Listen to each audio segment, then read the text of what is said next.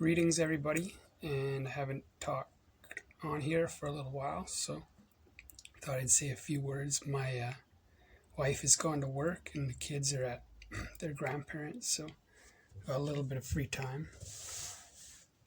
And I actually saw a UFO over my house today when I was meditating at the park on my way back. I saw a white UFO look like two bird wings. I thought it was a bird at first because it was like circled around, like how a hawk or something turns and circles. I saw it circle around twice, and then I watched it and it shot off into the distance like really fast, like an airplane. I was like, oh wow, cool. So that's the second UFO I've seen here in Japan so far.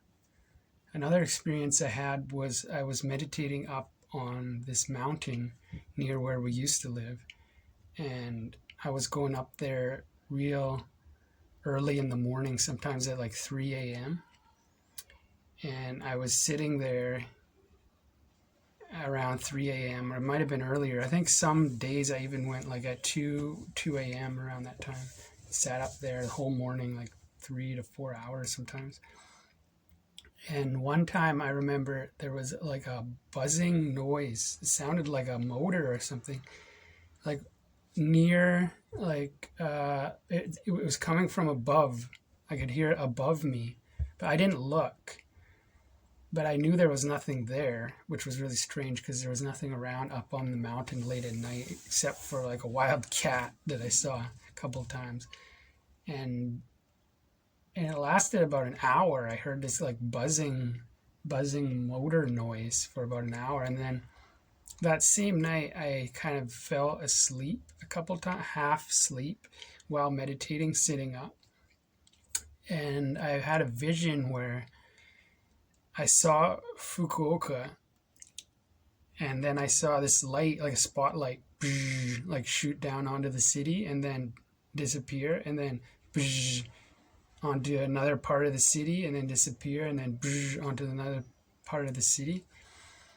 And yeah, that was really wild. So what that meant and what happened that night, I'm not exactly sure. Maybe there was a ship like part like cloaked above me, and then something happened to my consciousness or my mind later during that night. But those are the experiences I've had. Another one, my wife and I were driving and we saw this, what looked like an airplane. I saw it first. It looked like an airplane in the sky, and then it started moving sideways. And I was like, what? What is that? Because airplanes don't like all of a sudden start going sideways, right? And then we saw it was leaving like tracers, but they were like orange colored tracers, which is really wild. So tracers are kind of like it leaves the image behind as it moves. So you still kind of see the image, but it's kind of like translucent. And that's what it was doing, but it was like orange. And then, yeah, it was shooting sideways, and then it shot straight down like it was landing. It looked like it was landing. And me and my wife both saw it. I actually took a picture. That was a really wild experience. So those are all the experiences I've had here so far. Sometimes I see some really cool looking clouds too. A little while ago, I saw one that looked like Three-Eye Atlas, like a big ship with like an angel in front. And another time I saw one that looked like the head of a dragon. And that same night, it rained really hard after that. So those are some other cool experiences I've had. So when it comes to those kind of things, I've learned that you really want to just be open to the possibility that there is some meaning to it. Because if you live your life with a skeptical mind that always thinks, oh, it's just random and has no meaning, that is your reality. Because whatever you believe, that becomes your reality. So you're essentially taking out all the magic and all of the little synchronicities and signs that Master is trying to show you, God is trying to show you, the universe is trying to show you things to help either show you that you're not alone, that spirit is there with you, that the universe is like working in your favor. Sometimes these little kind of things happen, or maybe to direct you differently one way or another, but you just got to be aware when these things happen, that the universe is magic and there's all magic around you if you stay open to the possibility, right? And you really have to try to harmonize your energy and harmonize your mind positively. That's how you really become in tune with the higher frequencies and the magic of the universe, is by cleansing your energy bodies, cleansing your mind of negative thoughts. That's like one of the most important key elements in spirituality, is you want to have a purified mind. You don't want to have any negative thoughts in your mind, because that it kind of creates a wall of disbelief in your mind, and a prejudiced mind, and a kind of toxic mentality of like nothing is magic, or nothing, everything has some sort of insignificance to it, or some, like nothing is holy kind of. The more negativity you have in your mind, you lose all that sense of the what would you call sacredness around you, and purity, and like okay, purity and spirit are two in the same.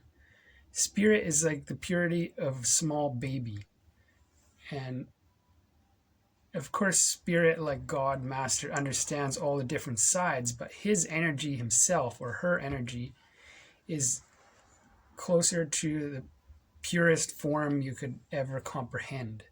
So do you want to be closer to that, then you need to cleanse yourself, cleanse your mind, and cleanse your living space and everything around you, so that you can just become harmonized with this highest, purest form of consciousness and energy, which is master power energy, right? Shabd Nam.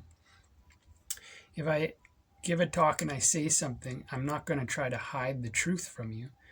Over my whole life, I was researching and looking, what is the truth about life, about death, about the soul.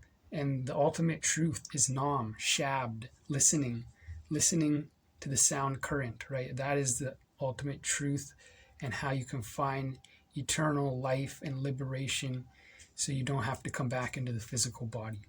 So I don't feel I have any need to try to hide that. If I'm sharing something with you, I'm going to be straightforward and just say what I found the truth to be. And that sense of purity and highest vibration, that is essentially what the Shabd is, the word. When you listen, it cleanses all the dross and negativity out of your mind and out of your energy bodies and your physical body and everything. It's cleaned. It's like a shower when you listen. It's like how the water, when you have a shower, cleanses the dirt off your body. When you do this, it's like giving yourself a spiritual shower, because it's like turning on the tap to the higher realms, and all this kind of energy comes down and cleanses and washes your mind, washes all the dirt and dross off of you. And if you do this long enough, you listen long enough, then you feel like tears will come from your eyes, because you just feel so purified, and so your heart will just melt, where you feel like you have no more walls or barriers between you and God, you and the beauty and magic of life.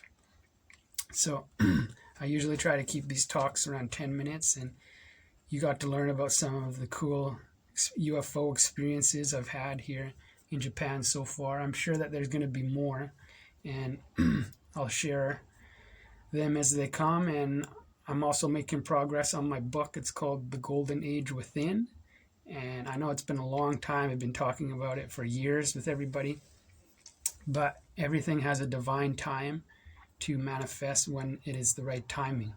So I guess it's getting close. I have the cover made, and I'm just going through the final edits, and most of the book is written. So I'm really excited to finally share it once it's done with everybody.